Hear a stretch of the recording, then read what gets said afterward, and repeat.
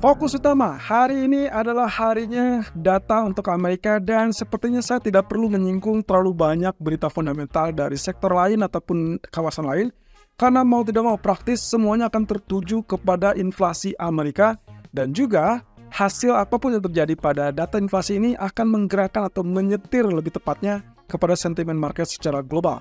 Dan itu berlaku juga untuk semua mata uang, saham, dan juga terkait dengan emas. Oke, kita lihat ulasan berikut ini.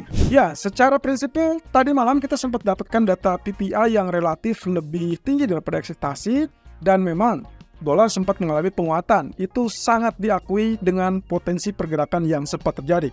Tapi masalahnya adalah setelah itu hanya berjalan sekitar 5-10 menit saja, kemudian dolar akhirnya imbang dan akhirnya justru malah melemah. Hal ini juga dikaitkan dengan pernyataan dari Jerome Powell, yang justru terlihat sepertinya sudah mulai kepada arah dovish.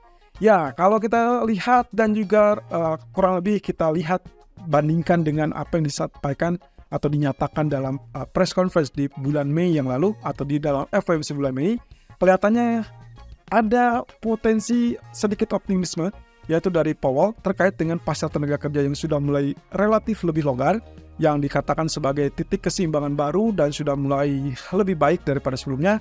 Kemudian juga ada keyakinan bahwa dia akan melihat potensi dari lapangan pekerjaan ini adalah tanda-tanda peninggian yang lebih lanjut. Nah, satu hal yang pasti terkait dengan inflasi sendiri, dia cukup yakin bahwa inflasi nanti akan segera turun dan berakhir dengan lebih rendah dan bahkan sampai ke level 2%. Tapi dengan catatan bahwa ini memang butuh banyak waktu. Itulah sebabnya kenapa potensi dari kebijakan moneter dari Fed sendiri masih tetap restriktif dan diperkirakan akan membutuhkan waktu yang relatif lebih lama. Nah, sehingga dengan kesimpulannya adalah Fed memang harus segera bersabar atau tetap bersabar.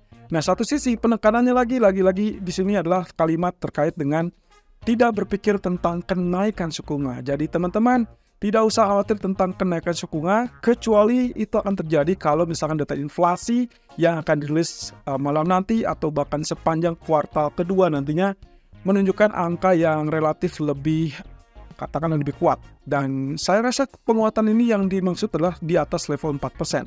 Bayangkan kalau itu terjadi, berarti apa yang dilakukan ataupun diupayakan oleh Federal Reserve dalam 1,5 tahun terakhir itu akan berpotensi sia-sia. Nah, sementara kesimpulan yang paling utama yang disampaikan oleh Powell, mereka cukup yakin bahwa apa yang dilakukan oleh Fed selama ini cukup bisa dibilang memberikan hasil yang cukup menggerakkan. Dan itu terlihat dari tanda-tanda bahwa proses inflasi ini masih tetap berpotensi berlanjut. Itu sebabnya data nanti malam kemungkinan akan menjadi panduan utama berikutnya.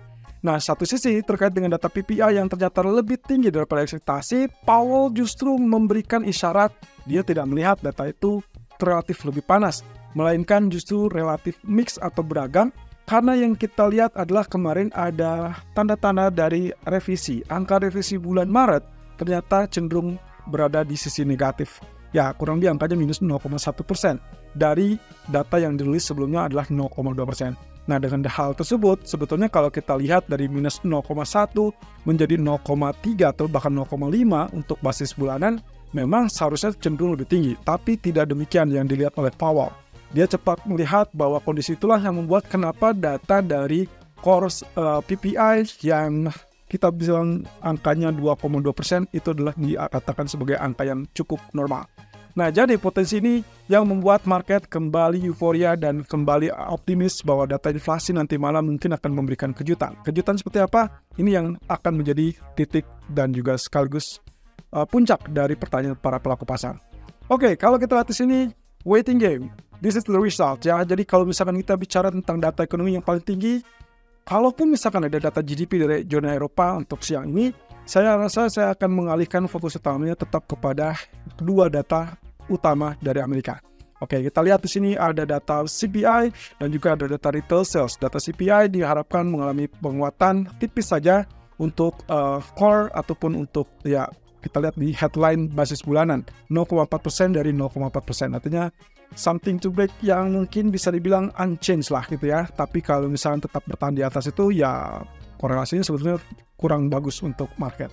Nah, kemudian Kalau kita lihat CPI utama untuk basis tahunannya diharapkan ada penurunan tipis dari 3,5 menjadi 3,4%, sementara untuk core CPI-nya dari 3,8 menjadi 3,6%. Nah, tapi kalau untuk core CPI basis bulanan, kemungkinan mereka akan mengharapkan ya ada sedikit pengurangan ataupun penurunan tipis dari 0,4 menjadi 0,3%. Sementara retail sales diharapkan kurang lebih datanya harusnya akan mengalami penurunan katanya gitu ya, dari 0,7 menjadi 0,4%. Sementara kalau dari basis core-nya, core retail sales diharapkan penurunannya agak jomplang 1,1 menjadi 0,2. Kita harapkan ini betul-betul terjadi ya. Kalau misalkan ini betul terjadi, well of course ini akan disambut dengan sangat optimis oleh para pelaku pasar, terutama untuk indeks saham atau pasar ekuitas dan juga emas yang kemungkinan akan sangat berharap untuk Fed mempertimbangkan pemangkasan suku bunga lebih cepat. Kunci utamanya adalah sebetulnya retail sales yang relatif lebih rendah itu menandakan tingkat konsumsi ataupun daya beli konsumen yang lebih rendah, sehingga nantinya tingkat permintaannya lebih turun itu akan merendam juga kemungkinan inflasi. Cuman masalahnya adalah inflasi terbaru itu lebih diutamakan atau disebabkan oleh inflasi sektor perumahan atau lebih tepatnya sewa rumah. Kita belum tahu apakah perkembangan lebih lanjut ini akan cenderung mengangkat data inflasi nanti malam atau itu bisa diabaikan dan relatif turun. Nah, semoga saja tidak ada kejutan yang sangat mengecewakan bagi para pelaku pasar ya. Tapi inilah dia, big move on CPI yang kemungkinan berpotensi akan mendorong jauh kepada US dollar, baik itu menguat ataupun melemah. Maka angka yang harus diperhatikan, saya akan basically melihat dari data preview saja dengan data average ataupun ya ekspektasinya. Dalam hal ini, kalau kita bicara tentang apa yang akan menggerakkan market lebih volatile, maka angka yang harus dikalahkan oleh pasar kali ini adalah angka 3,5% untuk basis tahunan. Ya, CPI basis tahunan, kalau nulisnya 3,5% jelas itu akan strong US dollar, dan berarti kalau di atas itu, di atas 3,5%, kita akan melihat volatility yang sangat meningkat, terutama US dollar yang sangat-sangat kuat akan menekan emas, akan menekan pasar saham, akan menekan currency lain yang tentunya berlawanan dengan US dollar. Bagaimana dengan USD Japanese Yen? Akan naik seiring dengan kenaikan dari USD atau US dollar. Sementara kebalikannya, kalau turun ini harus spesifik di bawah 3,3%, baru kita akan mendapatkan kelegaan, market akan lebih lega, kemudian dolarnya akan melemah, berarti emas akan mulai kenaikan, dan itu pula yang berarti membuat potensi yang sangat menarik untuk emas. Bisa saja tembus level 2380-an atau kembali ke level 2400-an, terutama kalau kita dapat kejutannya adalah kejutan ke bawah. Artinya CPI-nya diharapkan turun di bawah 3,3%. Kalau 3,3 ya masih mending, masih oke, tapi yang diharapkan tentunya jauh lebih melemah. Nah, core CPI-nya tentunya yang diharapkan adalah angka 3,5. Jadi kalau misalkan lihat 3,5, bernafas legalah untuk para pelaku pasar, terutama emas dan juga pasar ekuitas. Tapi kalau ternyata angkanya 3,8% teman-teman, atau bahkan lebih tinggi, hati-hati. Bahkan 4% saja core CPI itu akan sangat mengejutkan pasar, mengecewakan pasar, katakanlah mungkin mengurangi ekspektasi dari pemangkasan suku bunga Federal Reserve. Alhasil, kemungkinan emas akan tertekan di bawah 2.300, dan kemudian indeks saham pun akan relatif terpresi cukup tajam. Nah, jadi tolong perhatikan angka yang spesifiknya core CPI-nya seperti apa. Nah, untuk core CPI basis bulanan tentunya harapannya adalah 0,4 dan bawahnya adalah 0,2. Jadi kalau misalkan ingin positif untuk indeks saham ataupun bahkan emas, maka core CPI ini tetap harus di bawah ekspektasi. Tapi kalau di atas, hati-hati.